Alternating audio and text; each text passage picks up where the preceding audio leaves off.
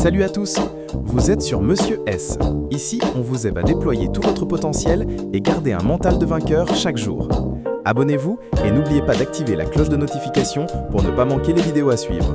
Merci.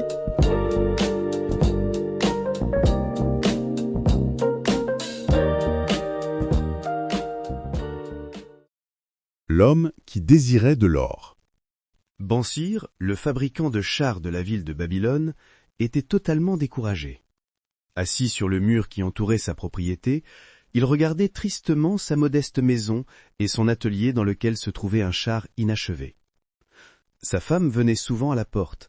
Elle jetait un regard furtif dans sa direction, lui rappelant que la nourriture allait bientôt manquer et qu'il devrait plutôt se dépêcher de finir le char, le clouer, le tailler, le polir, le peindre, étirer le cuir sur la roue, afin de pouvoir le livrer et être payé par son riche client. Cependant, son corps gras et musclé restait immobile, adossé au mur. Son esprit lent se butait à un problème auquel il ne trouvait aucune solution. Le chaud soleil tropical si commun dans la vallée de l'Euphrate s'abattait sur lui sans merci. Des gouttes de sueur perlaient sur son front, puis tombaient sur sa poitrine velue. En arrière-plan, sa maison était dominée par les murs en terrasse qui entouraient le palais royal. Non loin, la tour peinte du temple de Bel se découpait dans le bleu du ciel. Dans l'ombre d'une telle grandiosité, se dessinait sa modeste maison, et bien d'autres encore, beaucoup moins propres et soignées. Telle était Babylone, tout à la fois somptueuse et simple, éblouissante de richesse et ternie par une terrible pauvreté, sans ordre, pêle-mêle, à l'intérieur des murs de la ville. En se retournant, Bansir aurait remarqué les bruyants chars des riches qui bousculaient et repoussaient les commerçants en sandales et les mendiants aux pieds nus. Même les riches devaient poser les pieds dans les rigoles pour libérer le chemin aux longues files d'esclaves et de porteurs d'eau au service du roi. Chaque esclave transportait une lourde peau de chèvre remplie d'eau qu'il versait sur les jardins suspendus. Bansir était trop préoccupé par son propre problème pour entendre ou prêter attention au vacarme confus de la ville achalandée. Ce furent les notes familières d'une lyre qui le tirèrent de sa rêverie. Il se retourna et vit la figure expressive et souriante de son meilleur ami, Kobi, le musicien. « Puissent les dieux te bénir avec une grande générosité, mon bon ami », dit Kobi avec un grand salut. « Il me semble qu'ils ont été si généreux que tu n'as plus à travailler. Je me réjouis de ta chance. Plus, je voudrais la partager avec toi. Prie que de ta bourse, qui doit être pleine, puisque tu n'es pas en train de peiner jusqu'après le festin des hommes nobles ce soir. Tu ne les perdras pas, ils te seront rendus. » « Si j'avais 2 shekels, répondit Bansir tristement, je ne pourrais les prêter à personne, ni même à toi, mon meilleur ami, parce qu'ils seraient toute ma fortune. Personne ne prête toute sa fortune, même à son meilleur ami. »« Quoi ?» s'exclama Kobi stupéfait. « Tu n'as pas 1 shekel dans ta bourse, et tu restes assis comme une statue sur la muraille ? Pourquoi ne termines-tu pas ce char ? Comment peux-tu assouvir ta faim ? Cela ne te ressemble pas, mon ami. Où est ton énergie débordante ? Est-il quelque chose qui t'afflige ? Les dieux t'ont-ils causé des problèmes ? » ?»« Ce doit être un supplice des dieux, » répondit Bansir. « Cela a commencé par un rêve vide de sens, dans lequel je pensais que j'étais un homme fortuné. À ma ceinture pendait une belle bourse, remplie de lourdes pièces que je lançais avec une insouciance liberté aux mendiants, des pièces d'argent avec lesquelles j'achetais des atours à ma femme et tout ce que je désirais pour moi-même. J'avais aussi des pièces d'or, qui me rendaient confiant en l'avenir et libre de dépenser l'argent. Un merveilleux sentiment de satisfaction m'habitait. Tu ne m'aurais pas connu en tant que travailleur acharné, pas plus que tu n'aurais vu ma femme ridée. À la place, tu aurais vu son visage éclatant de bonheur, souriant encore comme au début de notre mariage. Un beau rêve, en effet, ajouta Kobi.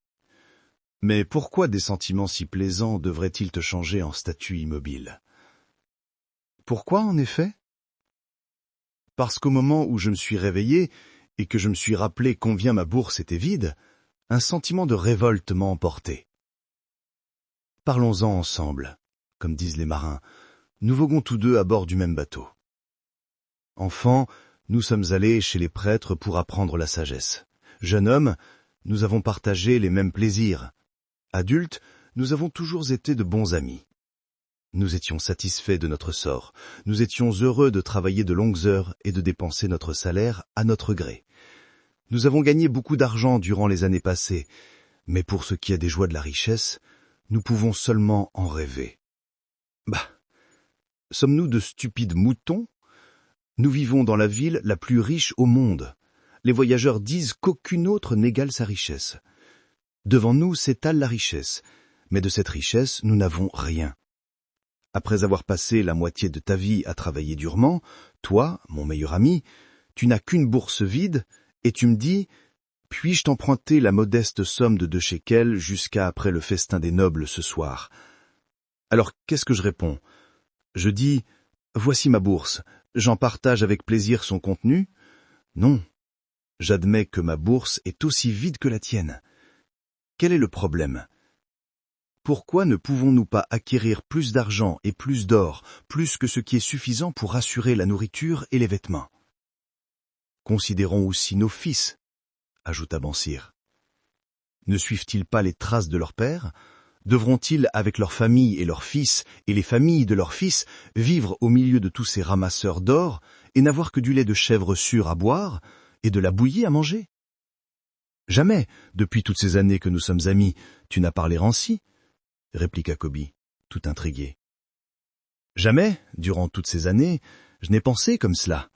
De l'aube jusqu'à la nuit tombée, j'ai travaillé à fabriquer les plus beaux chars qu'un homme puisse faire, osant à peine espérer qu'un jour les dieux reconnaîtraient mon talent et m'accorderaient une grande prospérité, ce qu'ils n'ont jamais fait. Finalement, j'admets qu'ils ne le feront jamais, donc je suis triste. Je désire être riche, je veux posséder des terres et du bétail, jouir de beaux vêtements et sentir ma bourse pleine d'argent. Je suis prêt à travailler pour cela de toutes mes forces, avec toute l'habileté de mes mains, avec toute l'adresse de mon esprit, mais je désire que mes peines soient récompensées. Qu'est-ce qui nous arrive? Je te le demande encore. Pourquoi n'avons-nous pas une juste part des plaisirs si abondants que ceux qui ont de l'or peuvent se procurer? Malheureusement, je ne connaissais pas la réponse, répondit Kobi. Je ne suis pas plus satisfait que toi. L'argent que me procure ma lyre est vite dépensé. Souvent je dois planifier et calculer pour que ma famille ne souffre pas de la faim. Aussi, dans mon fort intérieur, j'ai un désir profond de posséder une lyre assez grosse pour faire retentir la grandiose musique qui me vient à l'esprit. Avec un tel instrument, je pourrais faire une musique si suave que le roi lui-même n'en aurait jamais entendu de pareille. Tu devrais avoir cette lyre. Personne dans la ville de Babylone ne pourrait la faire résonner mieux que toi, la faire chanter si mélodieusement que non seulement le roi, mais les dieux eux-mêmes en seraient émerveillés. Mais comment se la procurer, alors que tous les deux nous sommes aussi pauvres que les esclaves du roi? Écoute la cloche, ils s'en viennent. Il pointa une longue colonne d'hommes à moitié vêtus, les porteurs d'eau qui revenaient de la rivière, peinant et suant par une rue étroite. Ils marchaient, 5 de front, courbés sous la lourde peau de chèvre remplie d'eau. L'homme qui les conduit a une belle apparence. Kobi pointa l'homme qui agitait la cloche et marchait devant, sans charge. Un homme bien en vue dans son pays, cela se devine aisément. Voici plusieurs bonnes têtes dans le groupe, dit Bansir, aussi bien que nous, des hommes grands et blonds du nord, des hommes noirs et rieurs du sud, et de petits basanés des pays voisins, tous marchant ensemble de la rivière au jardin, des jardins à la rivière, chaque jour de chaque année.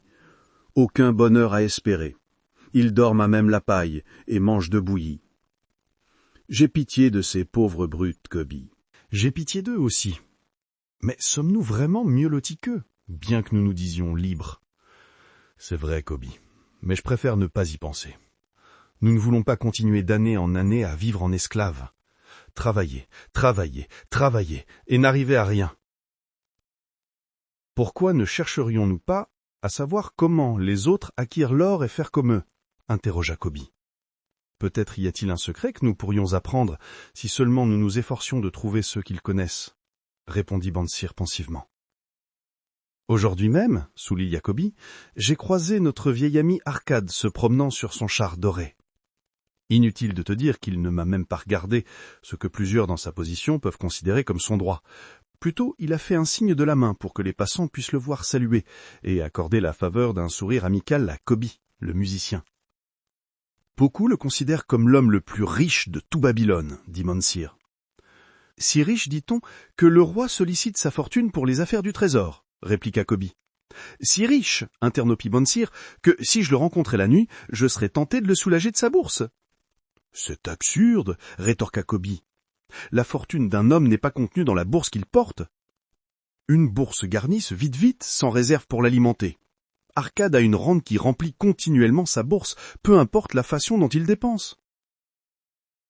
La rente, voilà ce qui est important, lança Mansir. Je veux une rente capable d'alimenter sans cesse ma bourse, que je m'assoie sur le mur ou que je voyage en pays lointain. Arcade doit savoir comment un homme peut s'assurer une rente. Crois-tu qu'il puisse expliquer cela à un esprit aussi lent que le mien? Je pense qu'il a transmis son savoir à son fils Nomasir, répondit Kobi. N'est-il pas parti à Ninive, et selon ce qu'on répète à l'auberge, n'est-il pas devenu, sans l'aide de son père, l'un des hommes les plus riches de cette ville? Kobi, ce que tu viens de me dire a fait surgir une idée superbe en moi. Une nouvelle lueur parut dans les yeux de Mansir. Il n'en coûte rien de demander un sage conseil à un bon ami, et Arcade fut toujours un ami. Peu importe si nos bourses sont aussi vides que le nid du faucon de l'année dernière, ne nous laissons pas arrêter par cela. Nous nous inquiétons de manquer d'or au milieu de l'abondance. Nous désirons devenir riches. Viens, rendons-nous chez Arcade, et demandons-lui comment nous pouvons, nous aussi, obtenir des rentes pour nous-mêmes. Tu parles sur le coup d'une inspiration véritable, Mansir. Tu apportes à mon esprit une nouvelle compréhension de notre affaire. Tu me fais prendre conscience de la raison pour laquelle nous n'avons jamais eu notre part de richesse. Nous ne l'avons jamais cherchée activement. Tu as travaillé patiemment à construire les chars les plus solides de Babylone. Tu as concentré tous tes efforts dans ce but. Alors tu as réussi. Je me suis efforcé de devenir un joueur de lyre de talent, et j'y suis parvenu. Là où nous avons tout mis en œuvre pour réussir, nous avons réussi. Les dieux étaient contents de nous laisser continuer ainsi. Maintenant, enfin, nous apercevons une lumière aussi brillante que le lever du soleil. Elle nous ordonne d'apprendre plus pour devenir plus prospères.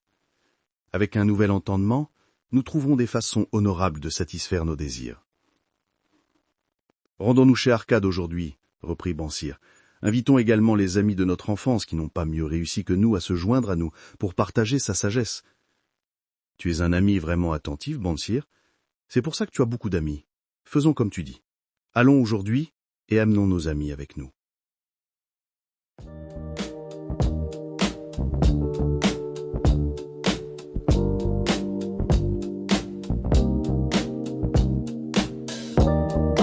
Salut à tous, vous êtes sur Monsieur S. Ici, on vous aide à déployer tout votre potentiel et garder un mental de vainqueur chaque jour. Abonnez-vous et n'oubliez pas d'activer la cloche de notification pour ne pas manquer les vidéos à suivre. Merci.